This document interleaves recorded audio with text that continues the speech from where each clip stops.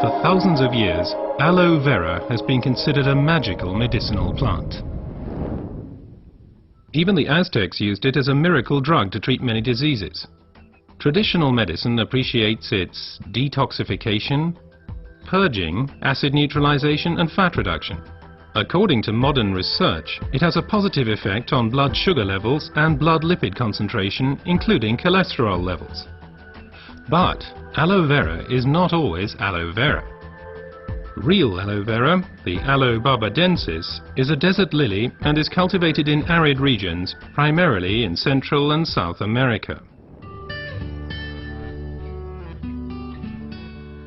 The effects of aloe vera are strongly dependent upon how it is processed, and the differences already begin with how it is harvested. In order to avoid damaging the plant, the leaves should ideally be cut by hand. As the outer skin of the leaf contains poisonous aloin, a substance that protects the plant from animals and has a laxative effect on humans, the skin must be carefully separated from the inner leaf gel.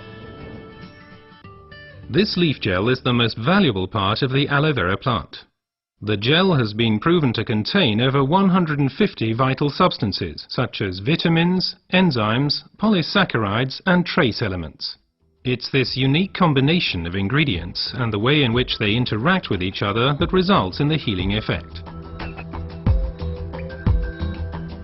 One of the most important plant substances is asiminan, which has a positive effect on the immune system and can also reduce inflammations and free radicals.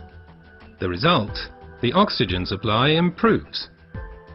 Let's take a closer look at this fact. Blood is supplied with oxygen in the lungs and then transports it via the blood vessels into the cells. The large blood vessels branch out, becoming smaller and smaller, until they turn into tiny capillaries. Capillaries, by the way, are the smallest blood vessels. This is where the oxygen passes over from the blood vessels into the cells.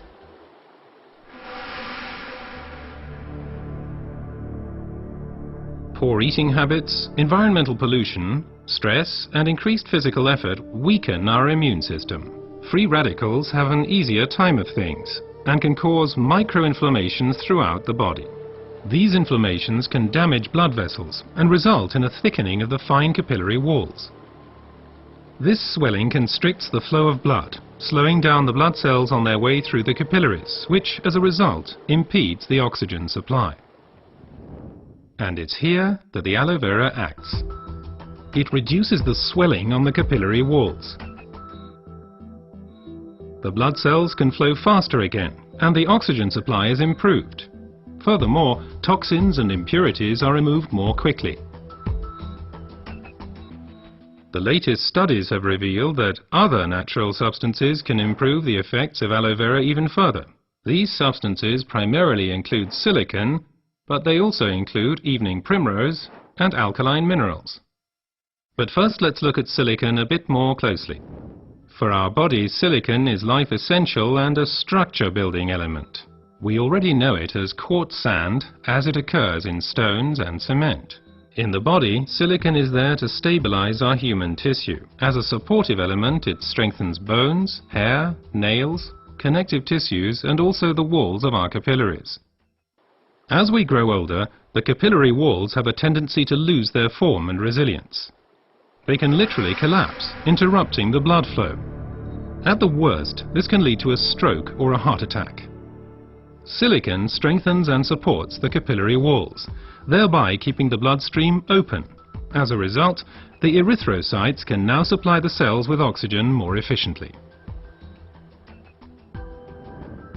Silicon in its original form as quartz sand cannot be absorbed at all by the human body. Alternatives can, however, be found in nature. An ideal plant-based source is the stinging nettle.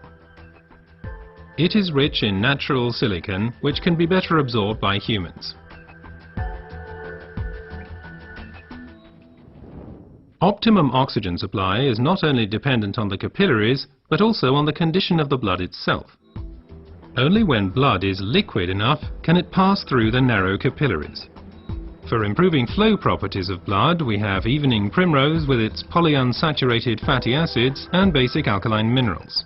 Polyunsaturated fatty acids make the blood thinner. They prevent the conglutination or sticking together of blood cells and thereby stop clotting of the blood. Alkaline minerals support the elasticity of the red blood cells, thus helping them to pass through the tiny capillaries more smoothly. Both help to increase the blood's rate of flow and thus contribute to maintaining an optimum oxygen supply. So let's review the main points again. The supply of oxygen to our cells is a vital prerequisite for our overall health and also helps to safeguard us against serious illnesses. Aloe Vera, with its decongestant effect, improves the oxygen supply. Silicon strengthens the vessel walls and keeps the bloodstream open. Reinforcement comes from evening primrose and basic alkaline minerals. What traditional medicine has known for a long time has now also been confirmed by modern research.